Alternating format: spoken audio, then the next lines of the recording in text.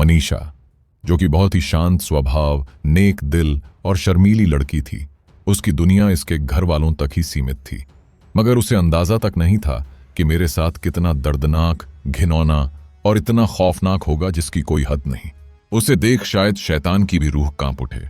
इस केस में आगे जो कुछ भी हुआ वह हम लोगों को साफ दिखाई पड़ रहा है कि कैसे इंसाफ के नाम पर आंखों में धूल झोंकी जा रही है। इस केस को अच्छी तरह से समझने के लिए मैं आपको हर एंगल से इस केस के बारे में बताऊंगा, और वह सवाल भी उठेंगे जिसे दबाने के लिए हमारे कानून, पुलिस सिस्टम, यहां तक कि सरकार क्या कुछ कर रहे हैं। इस पूरी घटना की कहानी को स्टार्ट करूं उससे पहले आप लोगों से मेरा एक रिक्वेस्ट है। आप जितना चाहे उतना इस वीडियो को अपने फ्रेंड सर्कल, रिलेटिव, उन सारे लोगों तक पहुंचा दो ताकि उन्हें भी ऐसी दरिंदगी के बारे में मालूम पड़े। जी हां, मैं बात कर रहा हूं हरियाणा के भिवानी डिस्ट्रिक्ट के रहने वाले मनीषा डेथ केस के बारे में। हरियाणा के भिवानी जिला में लोहारू के धाणी लक्ष्मण गांव का, जहां 11 अगस्त 2025 को हर दिन की तरह आज भी मनीषा अपने घर से किड्स केयर बाल विद्यालय के लिए जाती है। इस विद्यालय में मनीषा टीचर के तौर पर बच्चों को पढ़ाती थी। मनीषा को आज अंदाजा भी नहीं था कि आज घर से निकले यह कदम वापस घर कभी भी नहीं आएंगे। उसी दिन दोपहर के 1:50 पर मनीषा स्कूल से निकलकर पास ही के नर्सिंग कॉलेज में एडमिशन फॉर्म लेने के लिए गई थी। इस बारे में मनीषा अपने पिताजी से घर पर बात करके आई थी, और इस सीसीटीवी फुटेज में हम लोग मनीषा को देख सकते हैं। और यह आखिरी डिजिटल एविडेंस है जिसमें हम लोग मनीषा को जाते हुए देख सकते हैं।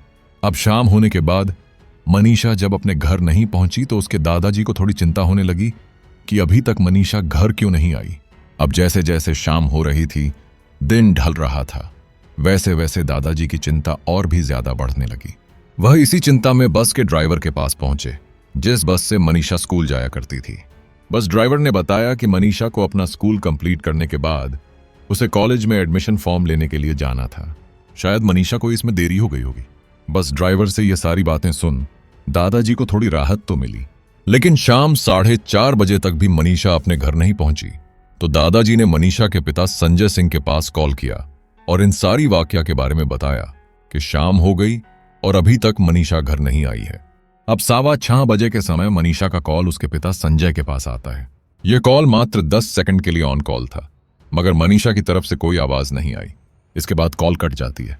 संजय जब उस तरफ से मनीषा के फोन पर कॉल करते हैं तो फोन स्विच ऑफ बताने लगता है।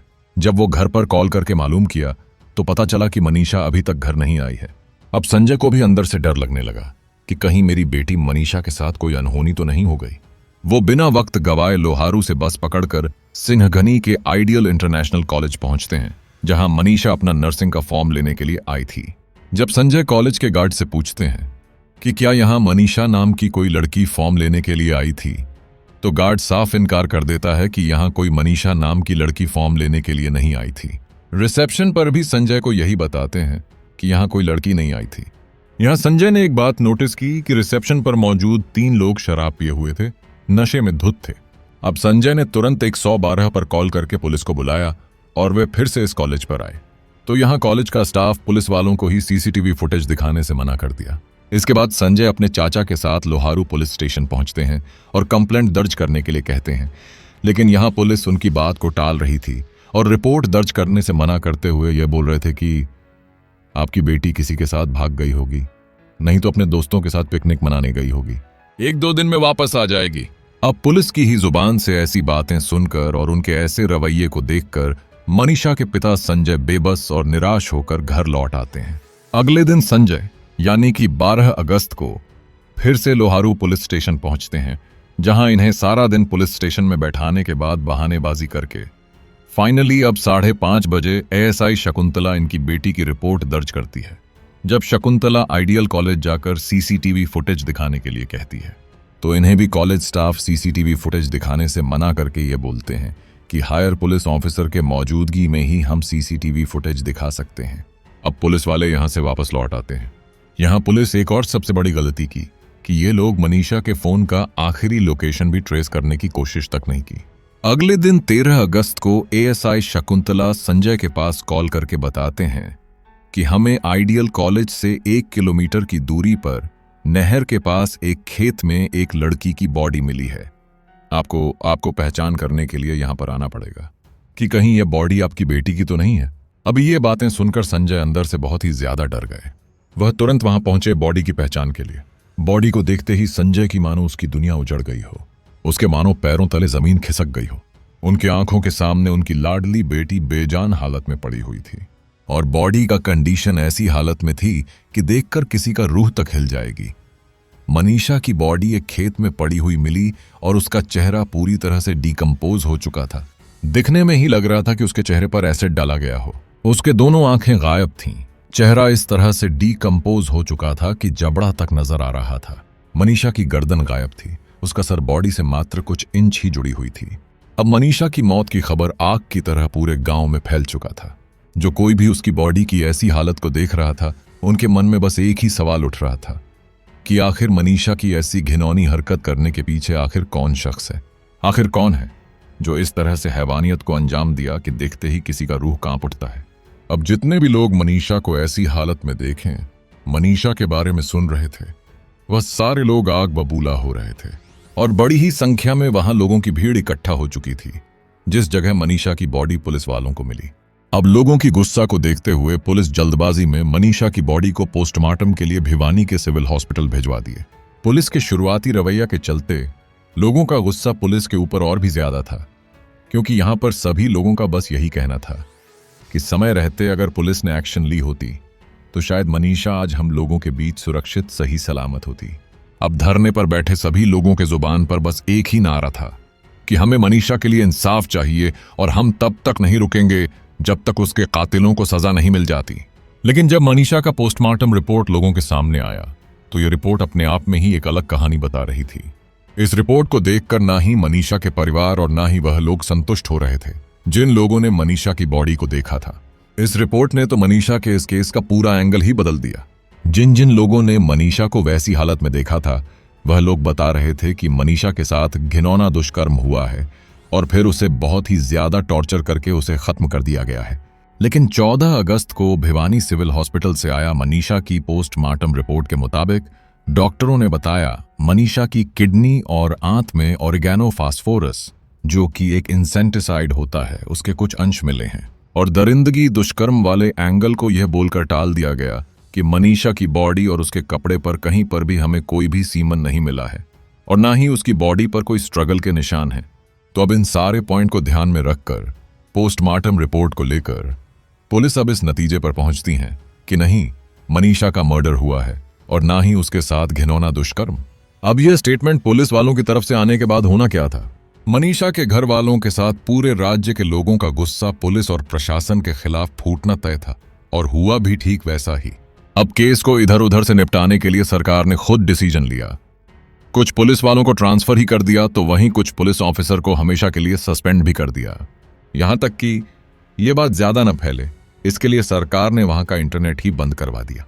और घर वालों को शांत करने के लिए 16 अगस्त को मनीषा की बॉडी का सेकंड पोस्टमार्टम करने के लिए रोहतक पीजीआई में बॉडी को पोस्टमार्टम के लिए भेज दिए। लेकिन जब यहां का पोस्टमार्टम रिपोर्ट आया तो यह पहले वाले पोस्टमार्टम रिपोर्ट से भी ज्यादा फ्रॉड निकला।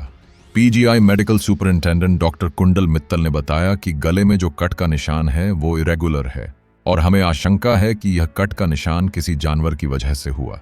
साथ ही यहां उन्होंने सारी बातों को दोहराया कि कोई सिमन नहीं मिला, जिससे यह साबित होता है कि लड़की के साथ कोई घिनौना दुष्कर्म नहीं हुआ। चेहरे की बुरी हालत की वजह एसिड अटैक नहीं है, बल्कि चेहरे की हालत जंगली जानवरों के पंजों की वजह से हुई है। जब इन सारी चीजों के बारे में मनीषा के घर वालों को मालूम पड़ा तो उन्होंने अपनी बेटी का अंतिम संस्कार करने से मना कर दिया और यह मांग करने लगे कि जब तक उनकी बेटी का कातिल पकड़ा नहीं जाता तब तक वह अंतिम संस्कार नहीं करेंगे। अचानक 18 अगस्त को पुलिस की तरफ से एक चौंकाने वाला दावा सामने आया। उन्होंने बताया कि उन्हें मनीषा का लिखा एक पत्र मिला है। अब सवाल यह है कि मनीषा की लाश मिलने के इतने दिनों बाद यह पत्र अचानक पुलिस के हाथ कैसे लगा? अगर यह पत्र पहले से था तो पुलिस इतने दिनों से इसे छुपा क्यों रही थी? अब जनता, परिवार और सभी को लगने लगा कि पुलिस उनकी आंखों में धूल झोंक रही है, उस गुनहगार को बचाने के लिए जिसने उनकी बेटी के साथ हैवानियत की है, इंसाफ के लिए उठी आवाज को दबाने के लिए। एक दिन बाद हरियाणा के मुख्यमंत्री का ट्वीट आता है कि जनता की मांग के मुताबिक इस मामले की सीबीआई जांच होगी और एम्स में मनीषा के शरीर का तीसरा पोस्टमार्टम होगा। अब यहां पर मैं आप लोगों को सच बताऊं तो मनीषा के केस में शुरू से ही पुलिस इन्वेस्टिगेशन और पोस्टमार्टम रिपोर्ट में इतनी बड़ी बड़ी गड़बड़ हुई है या तो की गई है कि अब सच सामने आना ना के बराबर है, या तो बहुत मुश्किल है। ऐसा मैं अब क्यों बोल रहा हूं, चलिए मैं आपको डिटेल में बताता हूं। दरअसल पुलिस इन्वेस्टिगेशन के नाम पर कुछ नहीं किया। शुरू में ही सखाती के साथ कॉलेज से सीसीटीवी फुटेज नहीं निकलवाए और ना ही क्राइम सीन को अच्छे से एनालाइज किया। साथ ही मनीषा की गायब हुई फोन को नहीं ढूंढा गया और ना ही उसके कॉल डिटेल्स, एक्टिव लोकेशन, कुछ भी नहीं, जो कि यह पुलिस इन्वेस्टिगेशन का सबसे बेसिक और फर्स्ट स्टेप होता है यह करना। बॉडी को देखने पर साफ साफ ही मालूम पड़ रहा था कि जानबूझकर पूरी तरह से डैमेज किया गया था, क्योंकि गर्दन से ही मालूम पड़ सकता था कि मनीषा की मृत्यु गला घुटने की वजह से हुई है। नेक के इंटीरियर मिडलाइन में हार्ड बोन होती है, जिसके फ्रैक्चर से फोरेंसिक्स में मैन्युअल स्ट्रगुलेशन से हुई डेथ के बारे में मालूम पड़ता है। यहाँ पुलिस और डॉक्टर का कहना यह है कि इसे किसी जानवर ने खाया है, लेकिन क्या यह मुमकिन है कि किसी जानवर ने खाया होगा? क्योंकि जानवर सॉफ्ट टिश्यू वाले पार्ट को पहले खाते हैं, लेकिन यहां तो सिर्फ हार्ड बोन वाले हिस्से का ही नुकसान हुआ और सॉफ्ट टिश्यू को जानवर ने टच भी नहीं किया। मनीषा के कपड़े भी अनटच थे, जिसे देखकर साफ मालूम पड़ रहा था जानवरों ने उसे टच तक नहीं किया है। न वो जानवरों के नोचने से फटे थे, न उसमें किसी भी जानवर का सलाइवा मिला। जो ये सारे पॉइंट ये क्लियर करते हैं कि ये थ्योरी तो बस सच को छिपाने के लिए बनाई गई है। बॉडी का कोई भी अंग मिसिंग नहीं था। मनीषा की बॉडी का दोनों पोस्टमार्टम रिपोर्ट खुद में ही कंट्रोवर्सी खड़ा करती है। भिवानी सिविल हॉस्पिटल की पोस्टमार्टम रिपोर्ट में यह क्लियर लिखा हुआ है कि सलवार फटी हुई थी और नारा खुला हुआ था। रिपोर्ट के मुताबिक कपड़ों पर स्ट्रगल के क्लियर निशान थे, मतलब मनीषा ने खुद को बचाने की पूरी कोशिश की थी। उसके दोनों घुटने पर भी जख्म के निशान थे। यहां हैरानी की बात यह थी कि उसके सलवार बिल्कुल साफ था, वहां कोई चोट जख्म के निशान नहीं थे। अगर चोट के वक्त मतलब कि मनीषा के जीवन के समय खुद को बचाने की कोशिश कर रही थी, अगर उस समय उसके बॉडी पर सलवार होती तो वो भी उस जगह से घिसी या फटी होती। अब इससे तो साफ क्लियर होता है सलवार या तो दुष्कर्म के बाद पहनाई गई या फिर डेथ से पहले उतारी गई हो। अब आप ही लोग खुद सोचिए कि क्या एक लड़की अपने सलवार खुद उतारकर खेत में लेट जाएगी जहां आम लोगों का आना जाना लगा हो?